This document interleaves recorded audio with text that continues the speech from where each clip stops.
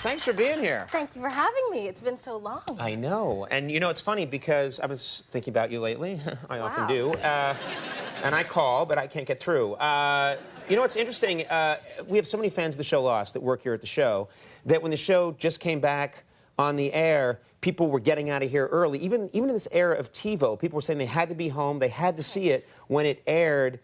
The intensity of the fans is really incredible. It's a tribute to the show. Do you get to experience the fans in person? Do you ever go to events where you meet these Lost fans? I actually, in the first season, I went to Comic-Con, which I'd never even heard of before, and wow, I mean, that's a culture unto itself. It was full of these die-hard, super geeks. And they're great, though, because they make really, really good fans. And I actually, since then... So you mean that affectionately, super geek? Of course, yeah. So, coming from a geek herself, I think that's, you know, just a warm feeling that I think of when I think of You consider yourself a geek? I think I was a real geek at heart. You know, everything inside of me just feels kind of geeky. I really like to read, and I'm a loner, and You are just... So many glasses are shattering right now all across the country. I can't believe it's true! You'll be mine forever! I mean, this is a real... Do you include yourself in that group? Please, what are you talking about? I was more of a jock, if you know what I mean. Meaning I could go like that. We'll talk about me later. Well, what happens when you're at an event like Comic-Con and you're extraordinarily beautiful woman? I don't mean to embarrass you, but it's in the dictionary. And you show up, and these guys see you. How do they react in person? Do they get very nervous? Well, I think it's kind of similar to high school. You know, guys are always a kind of all thumbs and a little bit fumbly, a little bit bumbly. You know, they don't really. There's never any perversion. You know, there's nothing uncomfortable. There was perversion in my high school. Right. I was a pervert myself. But let's just say there's no perversion in high school. But you would, so these guys get very nervous. They just do. I think they get a little uncomfortable, but you know, I'm okay with that because like I said, you know, I sort of like that side of things. You know, I'm attracted to guys who, you know, I just think, okay, here's my theory on men. Let's talk about what kind of men you're attracted to. Yeah, let's talk about that for a minute. I just think that if a guy for his entire life was sort of that chiseled, you know, Herculean god, you know, from the time he was born, he was just that sort of just pinnacle of good-looking perfection. and muscular, muscly and all those things. He never has to make up for any shortcomings with personality or intelligence or comedy. Yes! You know, or red, beautiful hair flying in the wind. Amen! Amen! Amen! I bow to you. No, because those guys don't have to work for it. Well, they don't think they do anyway. I mean, guys like us, but when what you're saying is that when a guy is not clear what his talent is originally. Yes. Well, I mean, I think, for example, I mean, you must have had it tough as a ginger. As a what? You know, a redheaded kid. Oh, a redhead. I thought that was slang for cross-dresser. I really did. You had it tough as a ginger, I bet you did. You know what? I hated being a redhead, and I had a red bowl haircut and freckles. Oh, that's what. Hello, ladies. Oh, funny. Yeah, it was a freak show on wheels. You had to make up for it somehow. I had to make up for it, and I made up for it by just growing it really long and making it really obvious and being really funny. Oh, good. You finally got to something. I made up for it by growing your hair in a crazy way. Good for you, Conan.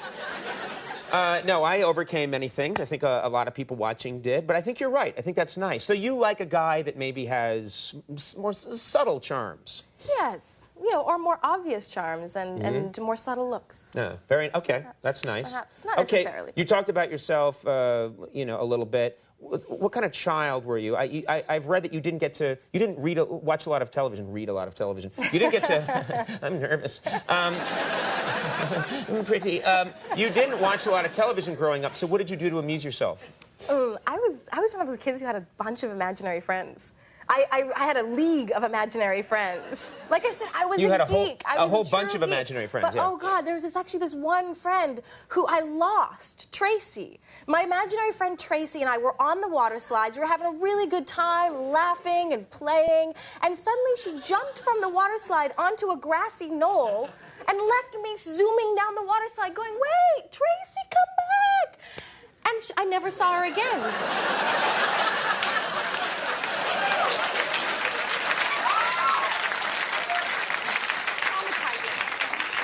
actually was I am driving. so scared right now. How do you lose an imaginary friend? That sounds like you had a psychotic break. So you never saw this imaginary friend again? You never saw Tracy again? No, I was driving away from the water slides in the back of my parents' station wagon, like watching out the back window, going, Tracy, come back. Tracy, where are you? I was that unpopular that not even my imaginary friends liked me. Well, guess who's making a surprise cameo on the show tonight? Ladies and gentlemen, Tracy. Hug. Hug. That's crazy. Now let's talk about. I'm gonna move this thing along. True, for my You're sake. Crazy. And I like it. You are doing a very nice. We have occasionally a celebrity will come on the show and talk about their charity work. You're doing a charity auction, is that correct? Yes, on eBay through LNwCOB. LNwCOB, and what's Yes. This will help. This will benefit. This will benefit Task Brazil, troubled and abandoned kids of Brazil. Okay, that's a very good cause. It's a very good cause. The children of the favelas in Brazil. If you look into favela, it's very wrought with a lot of tragedy and heartache and very very difficult. But our favela, a lingerie company, and I have partnered to auction off lingerie on eBay, and it's starting bidding tomorrow, I believe, at 99 cents per piece. Okay. And all the money raised, proceeds, whatever we get back, is going to go towards Task Brazil. So now this is, I think we have a photograph of you modeling the lingerie. Yes. I think this would help the cause to show it. Oh my goodness. Okay. Beautiful. This is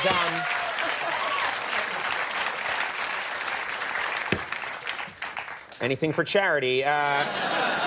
What's different about this lingerie? It's special, right? It is, and Brazilians are amazing because Brazilian women, I don't know if you know this, but what's attractive in Brazil is actually a smaller chest and a larger butt. Yes. Kind of the opposite of in North America. They worship the butt, yes. Yes, exactly. So the good thing is they know how to make bras for smaller-chested women. I include myself in that group. And so, and it's also female-made. It's not just Brazilian, it's a woman who designs them. So, for example, in North America, they think every woman wants to look like this. Oh, goodness. Wants their breasts like oh, my up God. in their neck. I wasn't prepared. You just attacked yourself. I think your imaginary friend just molested you. That was Tracy who did that. All right, I'm okay now. Okay. I'm fine now. Okay, brace yourself. I'm good. I'm This giving might money to this happen charity. It's working. My magical powers are working. Must give all money. So smaller. but American women, they think big. Yeah, just do that again. Yeah. But I think if you're a smaller-chested woman, you don't want that. No. You don't want that. You want more of like just this. Not like up in your neck, but just sort of a lift. Just Let's a little review lift. again.